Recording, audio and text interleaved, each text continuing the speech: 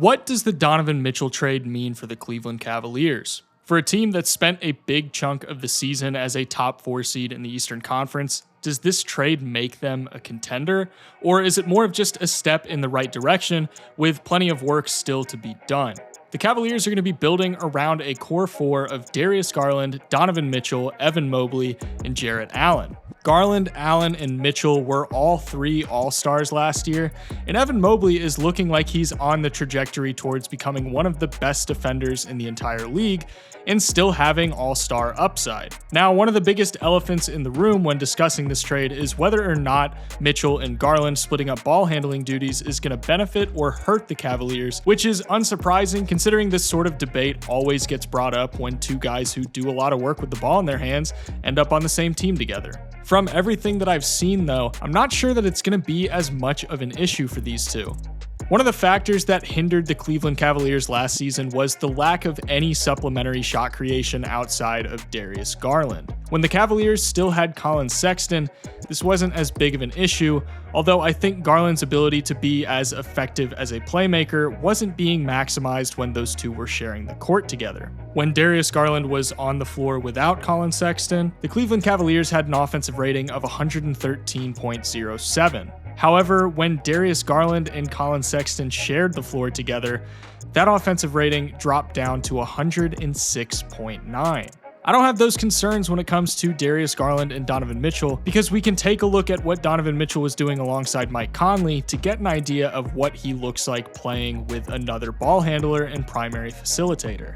You see, when Mike Conley and Donovan Mitchell shared the floor together last season, they boasted an offensive rating of 118.2. I'm a lot more confident in Donovan Mitchell playing alongside another primary ball handler without disrupting the flow of the offense, since he's been doing it with Mike Conley for 2 years now. The integration of Donovan Mitchell is going to give the Cavaliers a lot of opportunities to experiment offensively. One of the biggest reasons why I don't have too much concern about them working together is the fact that they have Jarrett Allen and Evan Mobley, 2 guys that are really good screeners and are going to be able to initiate offense for the backcourt out of the high and mid post. Another advantage that Donovan Mitchell brings to the table for the Cavs is his rim pressure.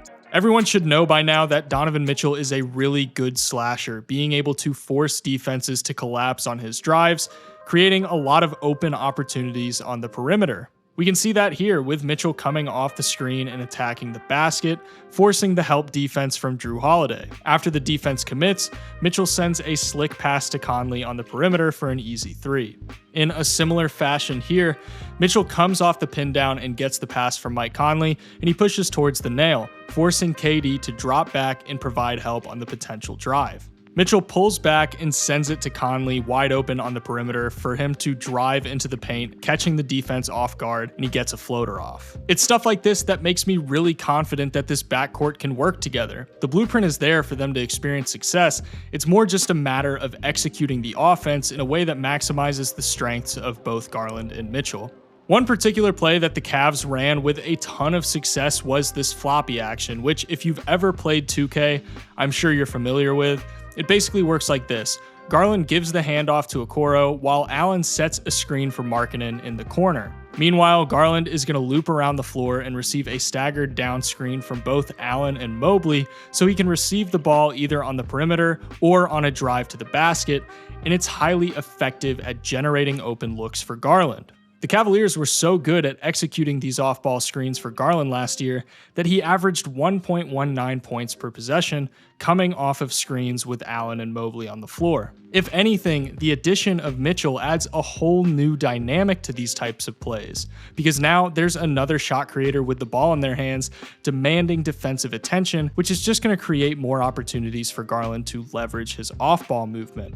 Now, there are some defensive concerns that are more than fair when it comes to how this backcourt could work together, but that's where Isaac Okoro, Evan Mobley, and Jarrett Allen come in. You see, when these 3 guys are on the floor together, they boast a defensive rating of 101.5 points per 100 possessions in the half court, a defensive rating that's 10.5 points better than the league average. These 3 guys just absolutely eat up space, and the Cavs have a really solid approach on the defensive end. The rotations that these guys make on a consistent basis makes it really difficult for offenses to really get away with much of anything.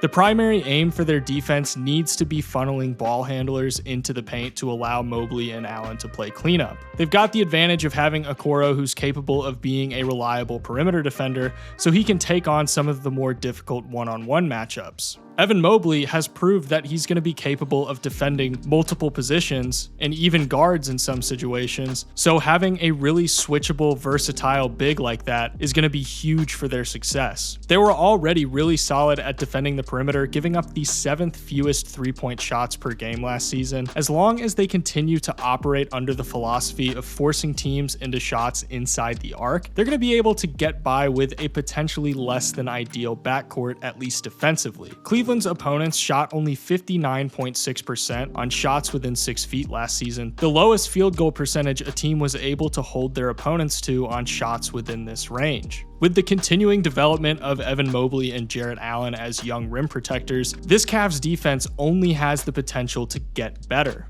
Now, one of the primary X factors for Cleveland to be able to be successful is the development of Isaac Okoro. Now, we know what he can do defensively, but how much is he going to need to do offensively to be able to have a significant impact? I know one concern that people had regarding his game is his relative lack of a 3-point shot, but there was something that he did last season that I think gives a lot of promise regarding his ability to space the floor. He actually shot 38% from 3 over the last 40 games of the season on 2 attempts per game. Now, 2 attempts per game isn't a ton, don't get me wrong, but I think it's a sign of what he could be capable of. He doesn't need to become some supplementary star or anything like that. He doesn't even need to become some sniper from the perimeter. Literally, all he needs to do is play defense, make good cuts, and knock down around 36% of his threes on 4 or 5 attempts per game. If he can do that, he's going to have no problem playing a really impactful role in their starting lineup. It's worth pointing out the ages of this core that they're building around. Evan Mobley is 21, Jarrett Allen is 24, Darius Garland is 22, Isaac Okoro is 21,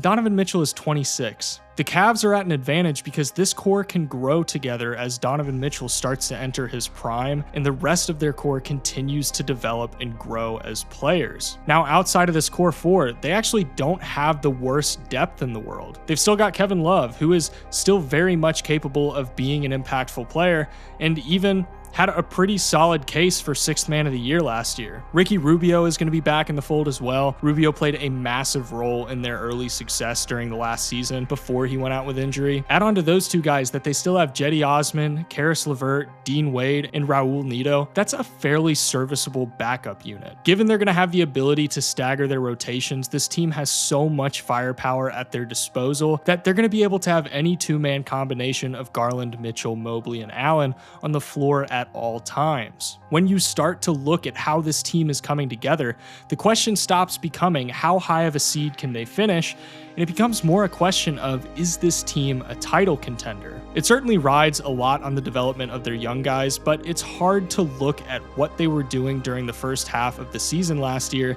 and not be pretty optimistic that we could be watching them in the Eastern Conference Finals next season at the very least. There aren't really many teams in the league that have 4 guys on their roster that are either already all-stars or capable of becoming all-stars. It may not happen as soon as next season, but this team is shaping up to be a perennial finals threat for years to come if everything goes right. If you guys enjoyed this video and you like NBA content like this, please consider subscribing and leaving a like. That's the #1 way to support me and help me continue to make content. Thank you guys so much for watching, and I'll see you in the next one.